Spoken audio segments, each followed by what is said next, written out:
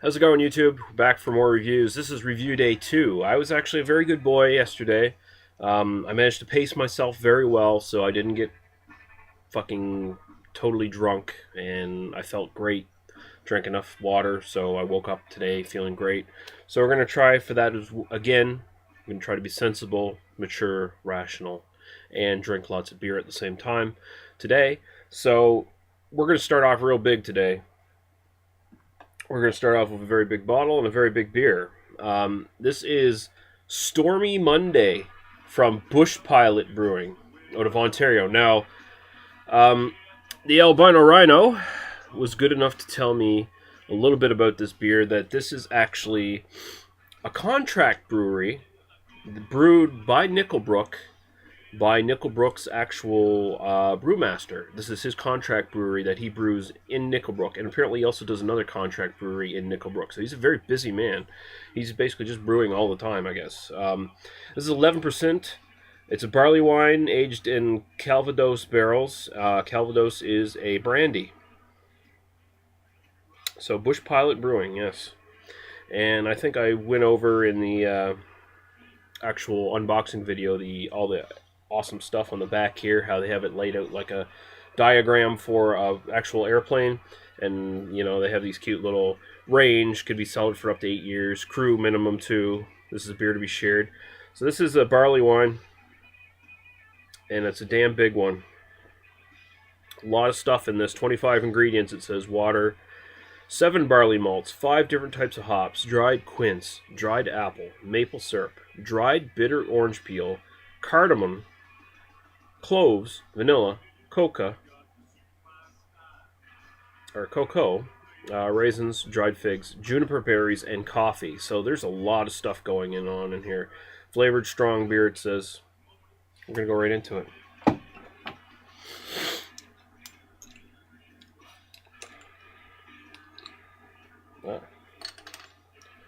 No big carbonation hiss there, which actually is promising for barley wine. Usually you don't want big carbonation in a barley wine. Ooh, that's a muddy looking beer. I don't really want to say what this looks like. Man.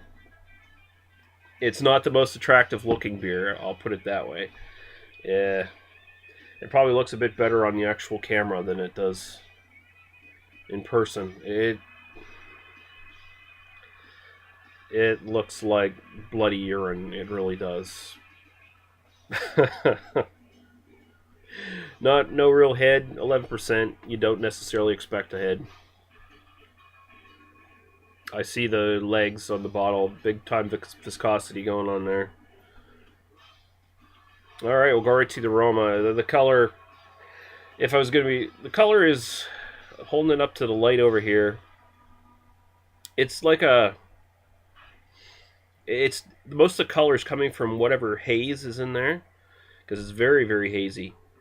So it's like a real reddish haze, like a tomato red, and then you see outlines of the actual beer where it's not as hazy. It's more of a golden color.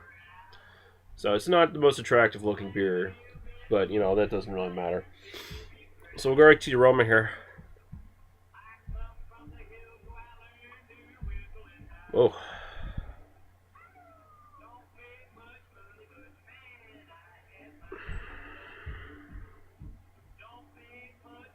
Getting apple,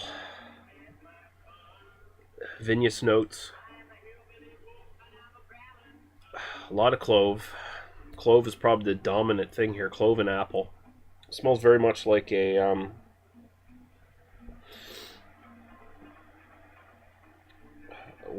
apple cider. Well, not much, but it's a little bit like an apple cider. A little bit of that there, but I'm getting maltiness and stuff. You can tell it's definitely a beer. And there's elements to it that seem like a classic barley wine kind of thing. Yeah, your dark dried fruits. The orange peel that's in there seems to be giving off that orange marmalade character that you'll often get in barley wines. Honestly, it smells more like a winter warmer, though. Like a really spicy winter warmer type beer. Which I guess barley wines and old ales can be they can sort of bleed into that category as well. There's a lot going on. There's definitely a lot of different things popping out here. I'm getting a little bit of the cocoa. Coffee, I can't say I'm getting any of that.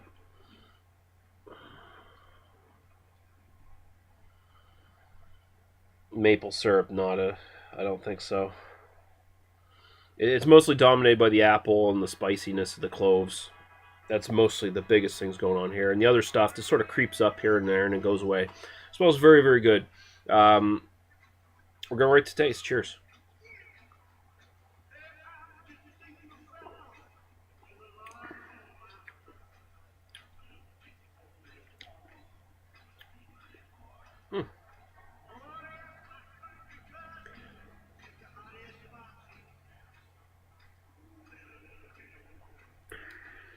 The mouth feels a bit light.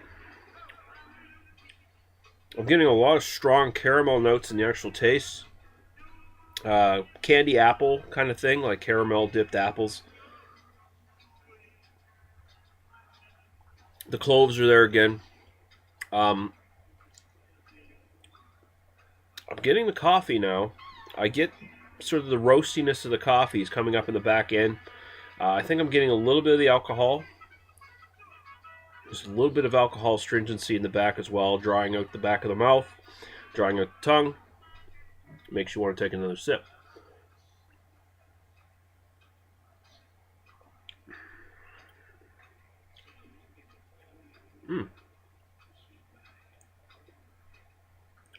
It's a bit boozy, it is. The alcohol's coming up a bit more now.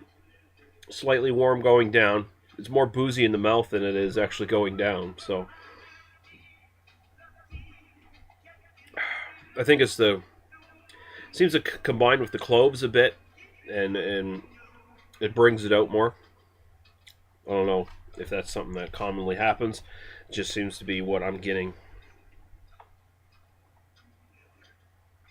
It's definitely a sipper. It definitely is. It's okay. Honestly, I can't say this is one of my favorite barley wines I've ever had.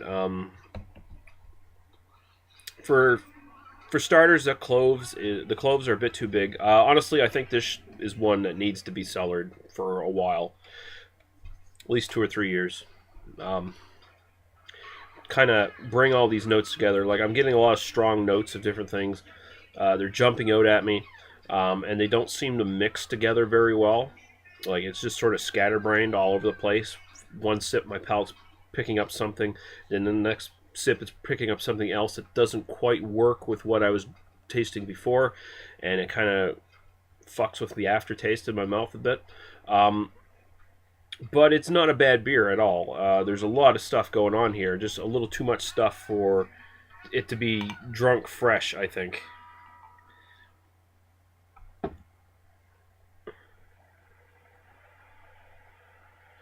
And I will allow as well that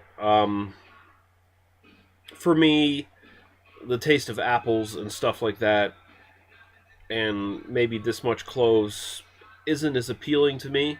It's not what I'm looking for in a barley wine, so you got to keep that in mind when I give my rating here. I'm not saying it's a terrible beer. I'm just saying it's not quite where I would want this beer to be. It's good. It's a sipper. Gonna be sipping on it for a little while here, I imagine. Probably try to share it with somebody. When they recommend sharing it with someone, they're not kidding. I don't think I could do a whole bottle of this, honestly. I could see after a while drinking it, I'd probably get a little bit tired of it. I just wouldn't want it anymore. I'd want to switch to something else, which would be a shame because it is a good beer. It's one that if you were drinking it all by yourself, you might end up wasting a quarter of the bottle. Yeah, if you pick this up, cellar it for. Pick up 2 bottles if you can get them. I don't know how available these are. These are probably very rare to get. But if you can get them, if you're in the Ontario area, you can get them down in Nickelbrook or wherever they're being sold. Pick up 2 or 3 bottles. Pick up 1 bottle, share it with your friends, fresh. Let the other 2 age. Age 1 for about 3 years. Age the next one for the full 8, if you can actually fucking manage to do that. Or just 5. Just 5 years. See how it is then. I think it would be a totally different beer from what I'm tasting right now. It tastes too young. And that's the only problem with it, really. It's a bit too young. It's not as refined as it should be. So keeping that in mind, I'm going to go 3.75 out of 5. But big thanks to the Albino Rhino for sending this to me. Very, very interesting beer. It drinks fairly smooth, though. I mean, for 11% beer. So it is a bit dangerous, but it's on the borderline of sipper and smooth drinker. So, and I've gone on way too long now about this beer, so I'm going to shut up. I'm going to leave you guys to whatever you're doing. Cheers.